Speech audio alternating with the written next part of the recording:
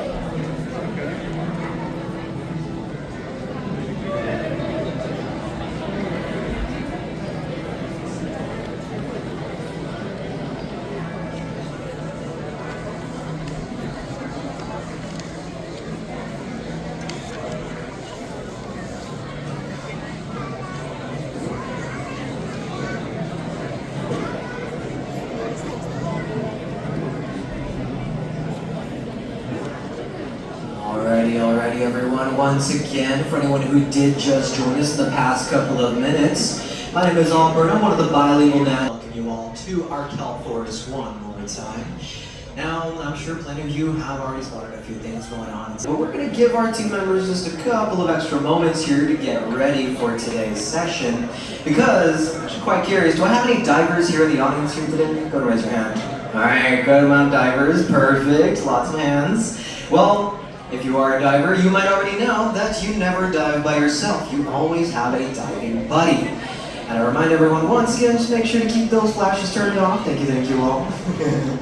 As I was saying, you need to make sure to always dive with a diving buddy. Michael has his diving buddy on the roof of the Kelp Forest exhibit, Mariah, who is part of our dive team. We're doing a couple extra checks for today's feeding session, but it gives me a great opportunity to introduce this exhibit to all of you here today.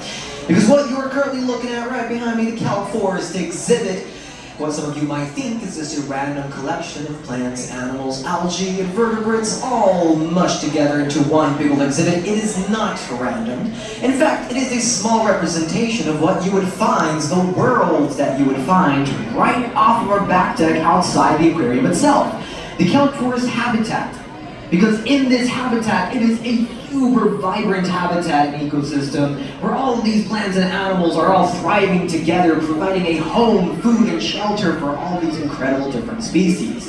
In fact, to put it in perspective for all of you, this exhibit has around 35 to 40 different species of animals and around 400 individual fish with about 320,000 gallons of water inside of this exhibit. Now I'm quite curious one more time. Raise of hands, who's gone out to our back deck today? Alright, good amount of hands. Not too many though, it's okay. For those of you who haven't gone to our back deck yet, that is A-okay. You have plenty of chances to do so. But if you have been to our back deck, you might have seen some brown stuff kind of floating on the surface of the water, right? Well, that's our Kelp Forest. Our very own Kelp Forest habitat that is right outside the aquarium. Maybe you saw some sea otters wrapped up in the kelp, maybe taking some naps, or grooming their pups with them. Or maybe different seabirds like cormorants diving down deeper to retrieve food. And if you were to act like one of those seabirds, or perhaps one of those sea otters looking for an invertebrate to eat, you would find almost every single one of these exact same species in that habitat right outside. But the one main thing that holds this entire exhibit together is, yes, partly the kelp and algae that you find in here, but in order to keep that kelp alive, we have a raw natural supply of seawater being pumped in from the Monterrey Bay directly into this exhibit. It is pumped in at a rate around 1,500 gallons every single minute, and this is the first exhibit that it hits.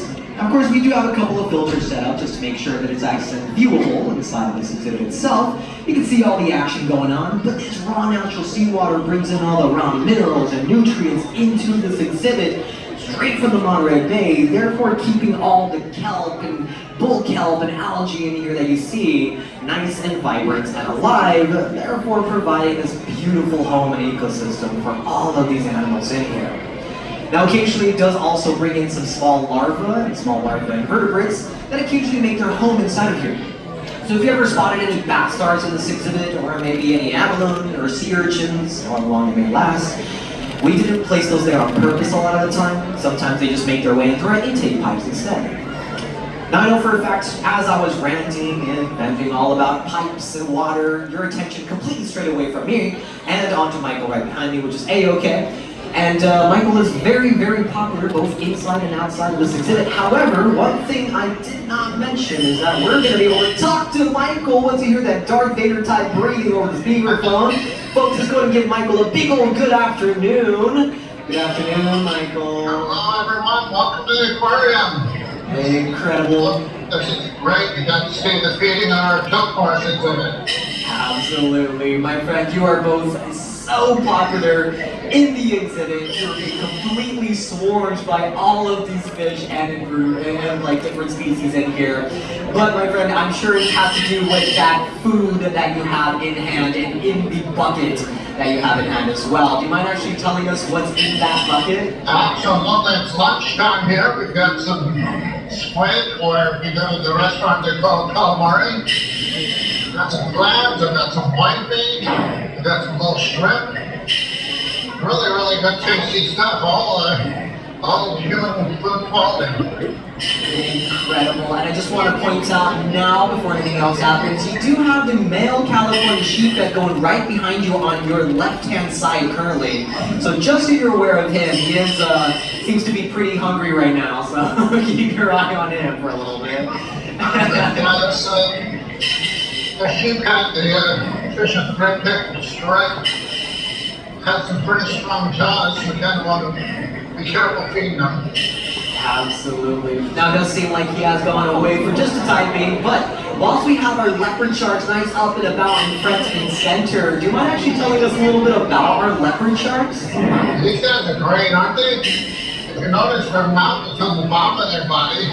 They're used to swimming along the bottom of the ocean and helping to keep stuff cleaned up for us. Absolutely incredible. And as I saw you feeding that leopard shark right there, I really noticed that you weren't really pulling your fingers or hand away from them at any point. And why is that, Michael? Well, they've got some really small teeth, almost like Velcro. And sharks are a bad reputation sometimes. They're a really important part of our ocean, and they, like I said, these guys do a great job keeping our ocean floors cleaned up. Absolutely. Now, as Michael was mentioning, their mounts are on the bottom side of the body. You can see all three of our leopard sharks here in the front center window. As they go up against the window, the reason why they do that is because they're known as bottom feeders. As Michael mentioned, they feed on those smaller invertebrates on the bottom of the seafloor itself. And with those smaller mouths, they just scour the seafloor searching for any small worms or smaller invertebrates, small slugs as well, to then be able to feed on. It's one of the reasons why they go up against the window itself, searching for food as it's pressed up against it, which is truly incredible. And Michael also mentions that a lot of these shark species tend to get a bit of a bad rep out there in the wild, but it's actually the other way around, and these leopard sharks are a prime example of just how calm and docile most of these shark species actually are. Most of them are very calm, very docile, and a lot of the time even shy. Most of them are just going to be swimming away from divers or boats or any folks in a nearby area, rather than actually going up and interacting with them. Now, of course, our leopard sharks are far from shy.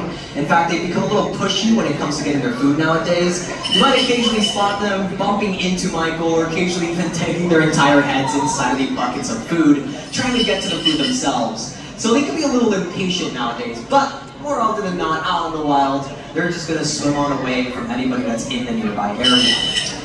Now, Michael, as we saw our California sheephead, he seems to be appearing and disappearing every here and there.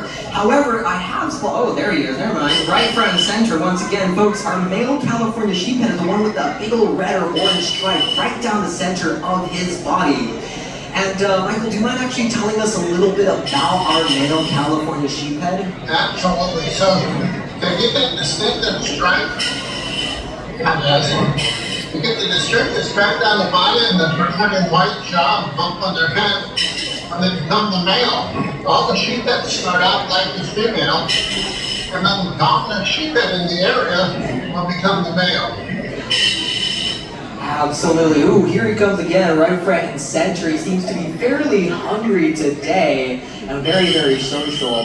Now, with these California sheephead, as Michael mentioned, they actually all start off as female. And we have had some of the females actually come up pretty close to Michael whilst they were looking for food. But definitely keep your eye out for them. I don't spot any of them right now. But the females are a bit smaller than the male is, and a bit of a rosy color instead with a white chin.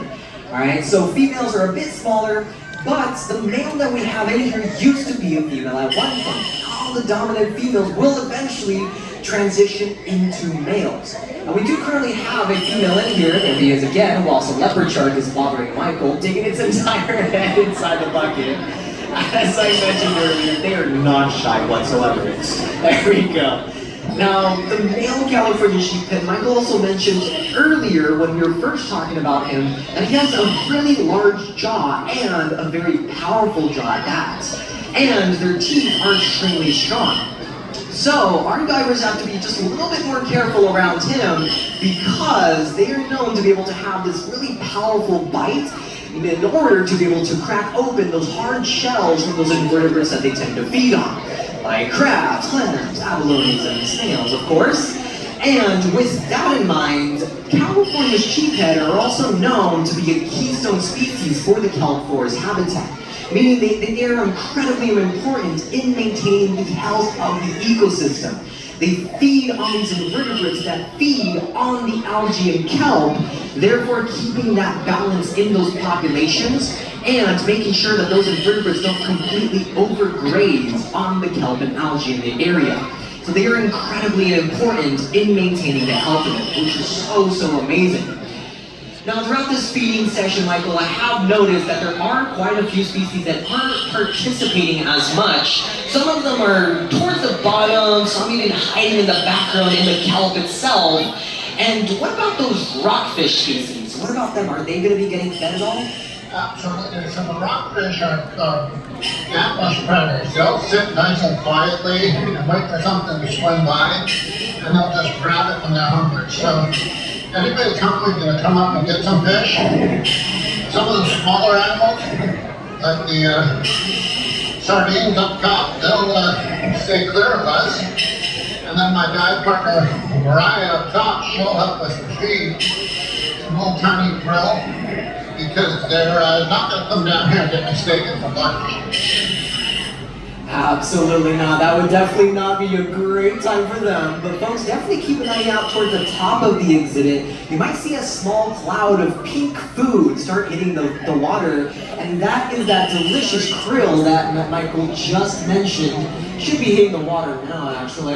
And all those smaller mounds are going to be swarming towards the top since they are around the same size as the food that all the bigger mounds down here are going to be feeding on.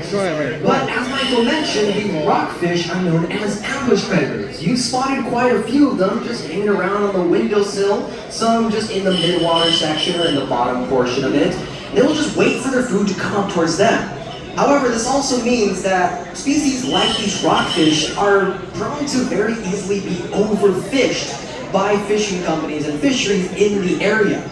And because of the fact that a lot of these rockfish species are known to live upwards to around 100 years old at a time, they're also known to be very slow at reproducing, not maturing until they're around 20 to 25 years old at least.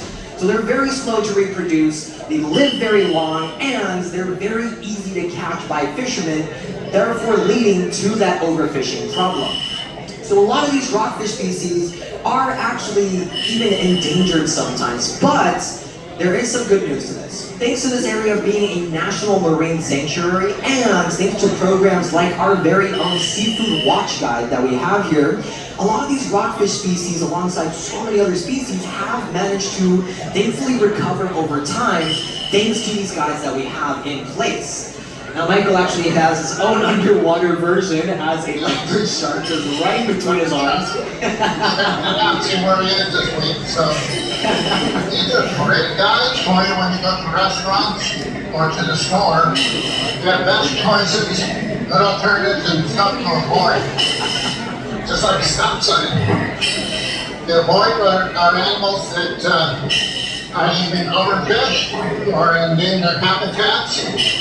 And the good choices are the ones that are plentiful and that we can all have for dinner.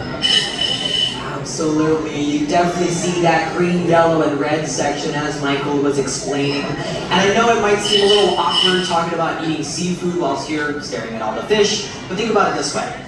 They're all seafood fans as well. The leopard sharks eating their calamari, or, well for them, market squid in this case, alongside all the smaller dinosaurs on top of the exhibit enjoying their krill, which are just tiny shrimp. They are all seafood fans alongside so many of us. So there's no shame in eating seafood, or there's no embarrassment when it comes with it. We just want to make sure you do so responsibly. We need to make sure that these populations are able to successfully reproduce and that we're not negatively impacting their ability to reproduce as well. So if you would like to pick up one of these seafood watch guides, feel free to stop on by with me afterwards. I am more than happy to hand them out. I also have a Spanish version as well, so if you'd like to pick up one. But Michael, throughout all of this, I definitely see that you have quite a bit of food left over, so I'm going to let you continue focusing on that. However, before I let you go and continue focusing on feeding out all the rest of the food, I have one last question for you. And do you have any final messages for our audience here today? Absolutely. One of the things that's been really helpful is the elimination of use of plastic bags.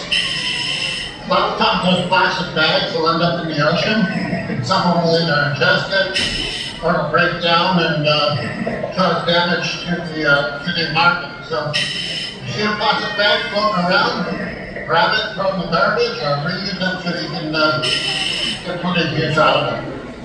Absolutely. Thank you so very much for that, Michael. Folks, let's go and give Michael a big old round of applause for being oh so incredible as always.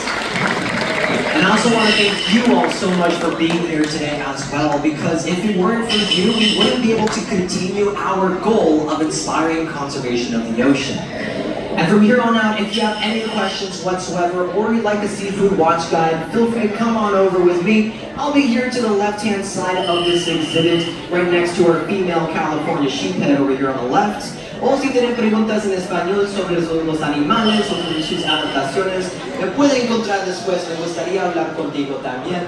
And if you are going to continue on, please have a fantastic day at the Monterrey Aquarium. Thank you so much.